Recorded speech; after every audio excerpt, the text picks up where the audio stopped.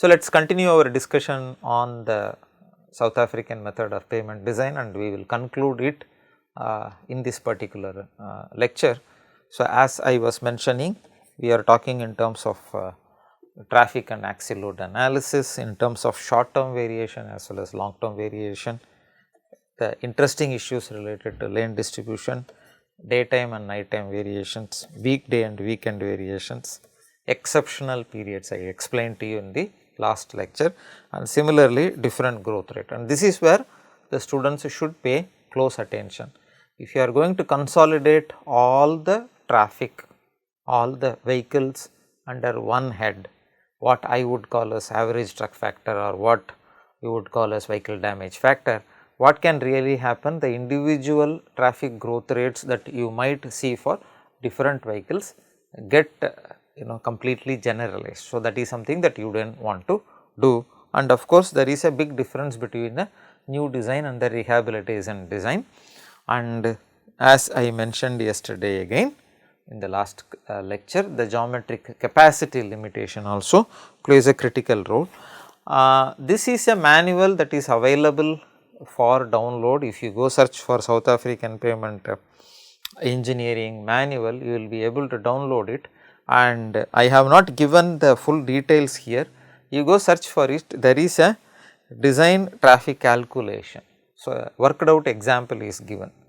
What my suggestion to you is take the axial load data which has already been, some portion of the axial load data that has already been circulated to you, and try to see whether you can work out what is the design traffic calculation as far as the South African method is concerned. Now, come to the basic design. So, we talked about traffic, we talked about many, the cross section, the balanced section, issues related to inverted pavement and so on and so forth. Now, what is the general framework? And when you see the general framework, there is not much difference between what we have discussed at the starting of our course, that there is a pavement structure, there are the resilient properties as well as the strength properties. So, the resilient properties go for design, the strength properties go for damage or distress. Okay. Now, here you use your response model. What you did is with KenPave, you could have done it with IIT Pave also. So, this is where the stresses and strains are computed. And now, what are the critical response parameter? Use this critical response parameter in the empirical damage model, and then compute the pavement structural capacity estimate. If it is fine, you go ahead, otherwise you start talking in terms of changing the modulus values or changing the layer thickness. So, looks like the general mechanistic empirical pavement design procedure that is followed in IRC or discussed as part of Ashtover in the earlier sections are more or less the same, but each and every aspect seems to be slightly different, more rigorous, more detailed and more data driven. Okay. So, now there are various models that are given here, and this is where one needs to be careful. So, now when we come to the pavement response model, what we used here was layered linear elastic theory, and here we used two names, Boussinesq and Burmist. Okay. Now, these are all layered equations, and when you are using these layered equations, you basically assumed E1 greater than or equal to E2 greater than or equal to E3 and so on and so forth. Are there different ways of solving this problem? Yes, there are different ways of solving this problem, and these techniques are called integral transformation techniques, and these techniques are little more involved. you use some of these evolutionary integrals to solve these problems. In fact, the Australian pavement method uses this technique, and here of course we are talking about South African, they use this method. Or what you can do is to go use some of the finite element software such as Abacus, any of those things, COMSOL. You can do it with Plaxis 2D or 3D. Okay, all these things you can do that. So, there is a conscious deviation from using the layered linear elastic theory. There are many reasons. Numerically it becomes easier. Most importantly, if you have an inverted section, it becomes easily amenable for computation. I will not dwell deep into it. If you need to get into the details, you need to have a good background in structural mechanics. So, if any of you have the capability to do that, please get in touch with me, and then I will share some literature related to this. Then comes the next model, which is the damage model, and this is very interesting because the South African method makes a very clear statement. It says estimate the structural capacity from initial condition to predefined terminal distress. So, this is something that I have been emphasizing in many of the lectures. You see on the left hand side number of repetitions to failure, that could be a predefined distress. You see on the right hand side what is really called as the initial condition, estimate structural capacity using initial conditions. So, this epsilon t or epsilon c that you compute or the modulus that you compute all comes from the as constructed property of the pavement. So, how exactly is the rate of damage accumulation reflected here? It is not known, okay, and this is in most of the models excepting of course the Ashto, in which you can do something, but that is something that we will take it up as we go along. Okay, right. So, the South Africa's MEPDG is again makes another slight deviation. They say that for bituminous mixtures it is only the fatigue that is considered, and for granular material only rutting is considered. And they also say very clearly that if there is going to be a densification or shear flow that happens in densification, shear flow, so in the bituminous mixtures, take care of it using mixed design. Now, this is something that is very familiar to what you have seen in IRC 37. Okay. Right. So, now let us look at this hot mix asphalt fatigue.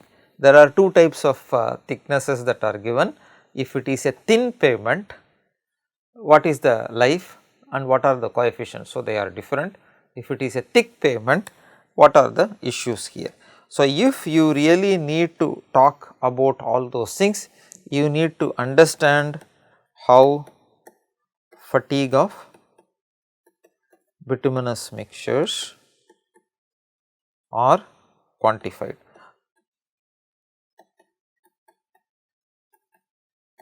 Okay. So, if you go take a look at our NPTEL course mechanical characterization of bituminous material, you will see a lot of data, but just to give you some few parameters, I am just going to mention it here, but that is a detailed few hours of lectures that are already available there.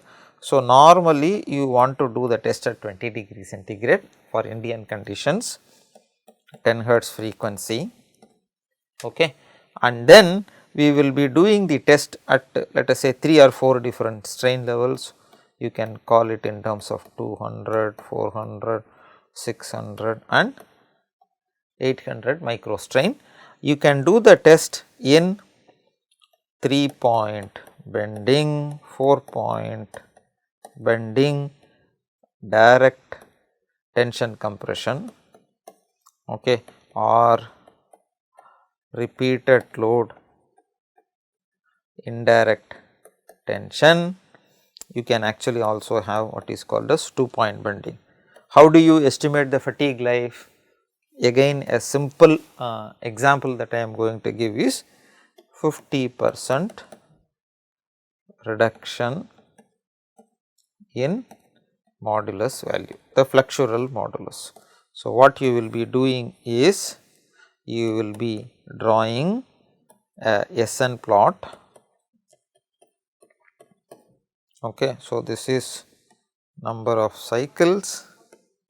So, this is strain. Normally, this S corresponds to stress in the fatigue literature, but here we are talking in terms of the strain. So, you can appropriately use the log scale. So, you find out what is the number of cycles to failure for different strain levels, fit a curve, and then this is the lab damage curve. Then you need to calibrate it with respect to site specific factors. Okay. So, that is how it is done, and it was found clearly that when thin surface layers are used, what is the mode of testing, whether you have to do strain control test or stress control test compared to thick. So, that is an issue that we will not get in here. You can go take a look at the mechanical characterization of bituminous material. Then we are talking in terms of permanent deformation, unbound granular base and subbase layer, and then there are different failures that are given for cemented bases, and then there is a subgrade permanent deformation. Okay. So, for each of these different models are used here. Now, for doing the computation, there are some modulus values that are also suggested. Okay. So, if this is, you can think of this as a bituminous concrete mix, the depth below the surface, what is the modulus value? Interestingly, you will see that the modulus value keeps increasing as the thickness keeps increasing. Okay. So, you need to relate it with the stress analysis that we carried out in the initial classes. Okay. So, now let us take at first this equation. So, this is your V load, this is the strain that you are looking at, and so what you see here is the fatigue life. Now, this fatigue life could correspond to 10% cracked area, 20% cracked area, it depends on the category of the road that you are looking at. Remember, we discussed that they distinguish between A, B, C, D like that. Now, there are constants here, what is called as alpha and beta, and this is epsilon t, and this epsilon t comes from your stress strain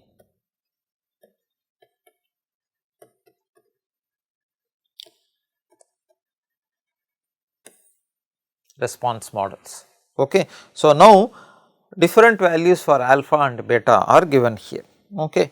So, now this is where you need to take a pass and relate it with what we have discussed earlier in IRC 37. You saw only one equation for two different reliabilities, okay, for 90% reliability as well as 80% reliability. Now, what you see here is for each reliability 95, 90, 80 and 50, and that too for gap graded mix as well as continuous graded mix, the values of alpha and beta are different, and this is given for thin surfacing. Then if you go here, similarly for thick asphalt bases, again for different thicknesses that you see here, okay, for different values of modulus, you are seeing different factors that are given here. In addition to that, there is also a shift factor that is given related to the crack propagation. Okay. So, you need to use this shift factor with this particular equation to get how exactly the fatigue life will vary. Okay. So, now when you are comparing it with the way in which we have been designing, what are all the interesting things that you will notice here as far as fatigue damage is concerned. You will differentiate between thin pavement and thick pavement. Number 1, you will be talking in terms of different reliability levels, and for different thicknesses you are having different sets of these alphas and betas. Okay. So, that is the most important thing here. Now, let us come to the permanent deformation of the granular base. Now, the permanent deformation of the granular base, they assume that this could be defined using a Moore-Coulomb model. Okay, you all know what is a Moore-Coulomb model, right? So, it is given as S is equal to C plus sigma tan phi. Okay, so, this is your Moore-Coulomb model, and it is in a sense something that you must have studied in your first course in geotechnical engineering. What exactly is this model, and what we are going to do is we are going to use the Moore-Coulomb model, compute the shear stress, and we will compare it with the shear strength. And again, for different material code, there are different, for different support conditions, the modulus values are given here. Okay. Now, how is this basically used? So, this is the n value, and it says number of equivalent standard axles to safeguard against shear failure, and there are again two constants that are given here, alpha and beta, and this is the stress ratio. Now, what exactly is this stress ratio that is given here? If you take a look at it, so you are familiar with sigma 1 and sigma 3, it is the major and minor principal stresses that are acting in the middle of the compressive layer, and then the next thing that comes is your C, which is nothing but your cohesion, and this is your angle of internal friction that you see here, and there are few materials that are C term as well as phi term. These are all the values that are given for material, and this is the K is the constant that is used for the moisture conditions. So, what you need to do is to substitute these values, get your stress ratio, substitute it here for the various alphas and betas, you are going to get what exactly is the number of equivalent standard axial loads to safeguard against shear failure. And for each of this, it could be water-bound macadam, it could be cemented base, and detailed modulus and failure curves have already been provided. Now, let us go to the subgrade. Okay. And when you are talking about subgrade, we are talking about finding out the vertical compressive strain here. Please remember one thing, what you see here is, need to notice down very carefully. We are protecting the granular layer against shear failure. So, there is no stress strain computation strain value that is coming here. Whereas, if you are looking at the fatigue, there is a principal, the minor principal strain, the horizontal principal strain that you know how to compute is given here. But when you come to the subgrade, you are talking again in terms of the vertical compressive strain. So, these are all the modulus and the associated material parameter that are here. What is very interesting to notice here is the level of standardization related to the material properties that is documented. So, that means a designer can sit in his office and then pick materials. Okay, I am going to use a granular subgrade material that will fall under the category of G7, and then use these values and design the pavement. Now, in the field, the pavement engineer has to ensure that the material properties corresponding to G7 are met. So, once you make this connection, the gap between the structural design and the mixed design is completely merged, and that is the most important thing here. Okay, and not talking in terms of a CBR value or a modulus corresponding to that.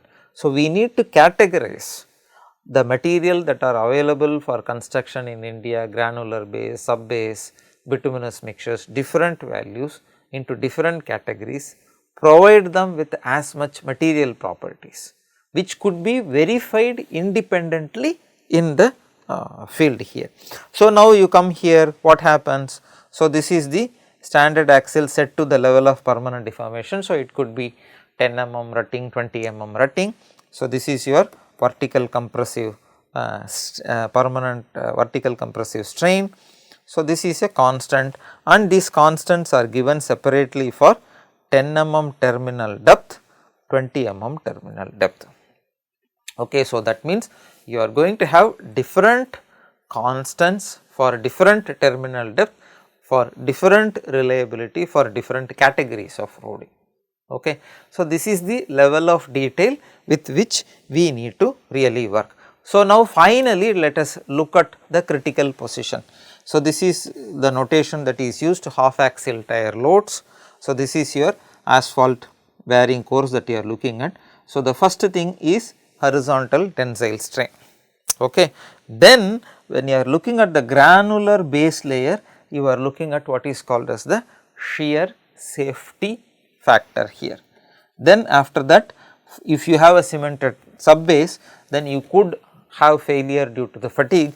So, you are talking in terms of horizontal tensile strain, and then comes your subgrade layers, and for each of this you are talking in terms of vertical compressive strain. Okay. So, this is the level of detail with which you need to understand.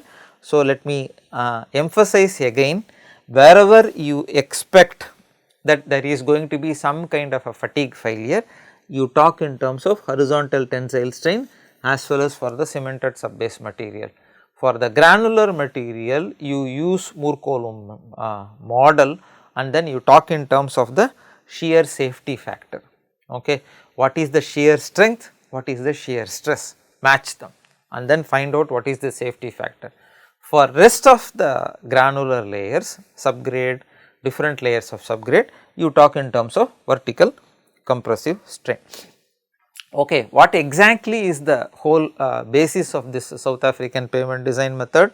Suited for new and rehabilitation design, evaluates the adequacy of individual layer. I think this is something that I would really like all of us to understand. Okay, individual layers and the pavement system overall, accommodate different pavement types and pavement composition, accommodate changes in operating conditions such as axial load and so on and so forth here. So, what exactly is the summary that you would really want to, which you think stand out here if you ask, if I ask you to write the keywords, let us say you are sitting in my class and then I ask you, okay, so we finished this South African pavement design method, what are all the keywords that are in your mind, or what do you really think is the robust thing? You will say, yeah, traffic analysis seems to be quite robust. There is a difference between thin and thick pavement. There are different distress factors that are used between granular and subbase. There is a good material reference library that is available. There is a difference between design and distress. In addition, you will also talk in terms of balanced pavement, etc. Okay. So, you may want to go back, listen to these lectures and try and write keywords that will kind of give you an overall idea of what the South African pavement design method is there. And in fact, as I mentioned earlier, it will be a good practice for you to take an axial load data from Indian condition, redo the computation as per the South African method, use the material database that is already available, and then try to redo the design using the South African method, and then try and see how our cross sections that we are using in our country compare with what the design values that you will get. So, that will be a very interesting exercise for you to do.